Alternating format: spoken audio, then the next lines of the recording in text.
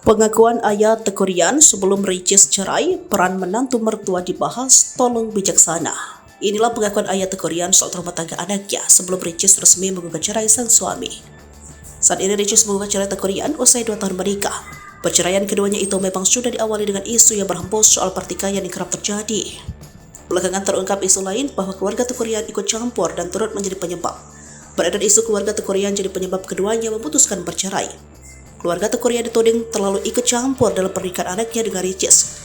Kini, keluarga Tekurian akhirnya angkat bicara terkait isu tersebut. Keluarga Tekurian pun menepis kabar miring itu. Hal tersebut disampaikan lewat pengacara keluarga yang langsung membahas bagaimana ayah Tekurian memberikan pengakuannya. Pengacara Tekurian menyampaikan maksud dan tujuan ayah mertua Ricis menanggapi perceraian sang anak. Ya, itu jadi pembicaraan di luar ya, tapi saya pastikan dan saya langsung berbicara dengan ayah daripada Rian. Beliau hanya bercerita bagaimana beliau menempatkan diri beliau dan seperti biasa orang Aceh, orang sangat santun dan tahu adab. Jadi kalau umpamanya ada pemberitaan terlalu campur tangan urusan ini, sekali lagi saya sampaikan itu tidak benar.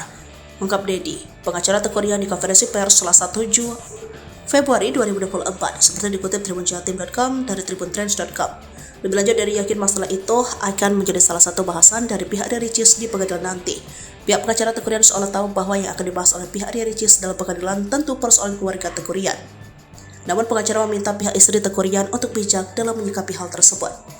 Sebagai informasi, Ricis menggugat cerai suaminya Tekurian pada 30 Januari 2024. Padahal selama ini mereka terlihat begitu mesra. Di dalam gugatan yang didaftarkan ke pengadilan agama, Ricis juga turut menuntut hak asuh serta nafkah anak.